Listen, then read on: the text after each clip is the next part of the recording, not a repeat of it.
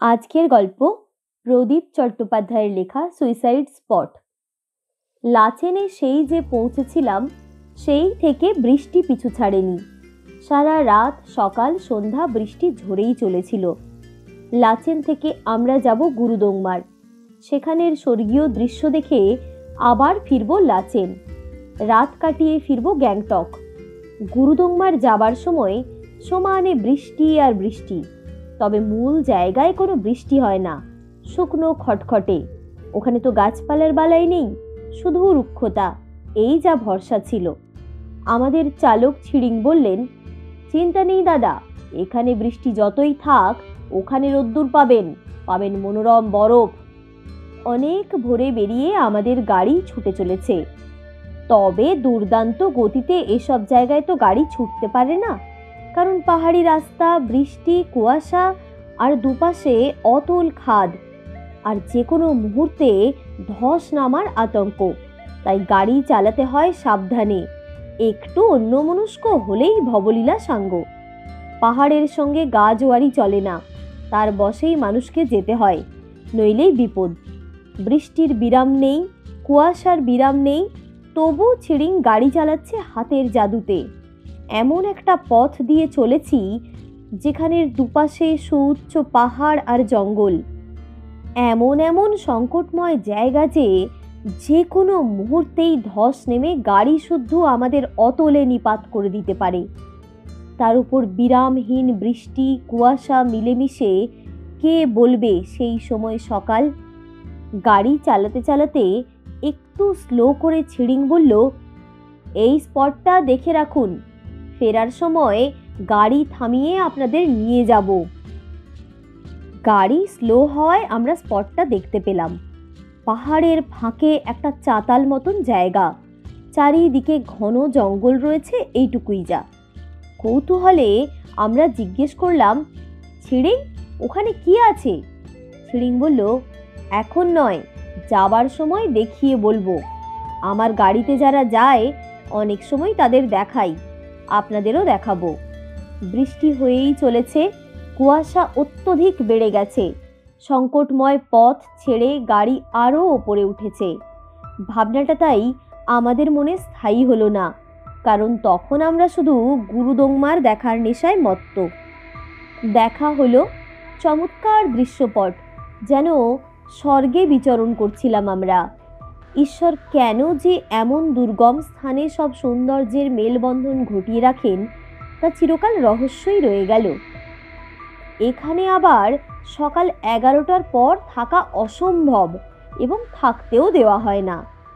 তীব্র ঝোড়ো বাতাস আর হিমশীতল ঠান্ডা প্রতিকূল পরিবেশ তৈরি করে ফেলে। এও এক আশ্চর্যের বিষয় বটে।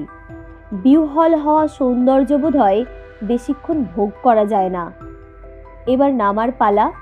নামতে নামতে এক জায়গায় আহার পর্ব সেরে ফেলা গেল। আবার গন্তব্য লাচেন, রাত্রিবাস, তারপর গ্যাংটকে নামা। আমরা ভুলেই গিয়েছিলাম।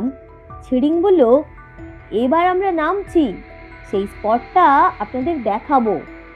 আমাদের অমনি মনে পড়ে গেল, বেশ খানিকটা নেমে আসার পর আসবে সেই পাহাড়ের চাতাল মতন জায়গাটা, যার দুপাশ ঘিরে রেখেছে পাহাড়ি জঙ্গল। আমরা নামছি, বৃষ্টি চলছে, কুয়াশা রাস্তার দুপাশ ঘিরে ফেলে রাস্তার ওপর প্রবল প্রভাব বিস্তার করে ফেলেছে। ছিড়িং গাড়ি চালাচ্ছে ধীরে। ফগলাইটের আলো কেমন রহস্য তৈরি করেছে। আরও খানিকটা নামার পর ছিড়িং ফট করে গাড়ি থামিয়ে বলল, বৃষ্টি আপাতত পড়ছে না, নেমে আসুন সবাই। বৃষ্টি কমলেও কেমন আধার আধার লাগছে চারিদিক। আমরা একে একে নেমে খানিকটা উঠে ওই চাতাল মতো জায়গাটায় হাজির হলাম। ভাগ্য ভালো যে পিচ্ছিল ছিল না। চারিদিকে চেয়ে দেখলাম দৃষ্টি আটকে যাচ্ছে জঙ্গলের জন্যই। চাতাল মতো জায়গাটায় কিছুই দেখার নেই, আশেপাশে তো নয়ই। আমরা অবাক হয়ে ছিড়িংয়ের মুখের দিকে তাকালাম। সে বলল, সুইসাইড স্পট। এক রাতে 3 জন এখানে সুইসাইড করেছিল। সঙ্গে সঙ্গে আমরা চমকে উঠলাম। ছিড়িং বলল, অনেকে আসতে চায় না, কিন্তু আপনাদের দেখালাম, ভয়ের তেমন কিছু নেই বলে। থেমে গেল ছিড়িং। আবার টিপ টিপ করে বৃষ্টি শুরু হলো। নিশ্চয়ই অচিরেই বেগ বাড়বে। পাহাড়ি ঠান্ডা ভিতর পর্যন্ত কাঁপিয়ে দিচ্ছে। এমন সময়ে ছিড়িং বলল, এবার ফিরে চলুন। আমরা নেমে এসে গাড়ির কাছে দাঁড়িয়ে আবার তাকালাম স্পটটার দিকে। আর তখনই বুকটা ধড়াস করে উঠল। এই কুয়াশার মধ্যেও সবাই স্পষ্ট দেখতে পেলাম তিনটি ছায়ামূর্তিকে। তারা স্থির দাঁড়িয়ে রয়েছে। সবাই তীব্র ভয়ে কুঁকড়ে যেতে যেতে ছিড়িংয়ের মুখের দিকে তাকালাম। ছিড়িং কথা না বলে ইশারায় গাড়িতে উঠতে বলল। গাড়িতে ওঠার সময় এক ধরনের চাপা আর্তনাদ আমাদের বুকের ভিতরটা আবার কাঁপিয়ে দিল। ছিড়িং গাড়ি চালিয়ে অনেকটা নেমে এসে বলল, স্পটটায় এইটা দেখার জন্যই আপনাদের নিয়ে গিয়েছিলাম, কিন্তু সচরাচর দেখা যায় না ওই তিন ছায়ামূর্তিকে। কেউ কেউ দেখতে পান, যেমন আপনারা পেলেন। ভয়ার্ত হলেও ক্ষতিকারক কিছু নয়। তাই দর্শন করালাম। কত বছর আগে ঘটে যাওয়া ঘটনা, তবু এখনো দেখা যায়। আমিও আশ্চর্যভাবে দেখেছিলাম। একদিন গাড়ি নিয়ে বাড়ি ফিরছিলাম।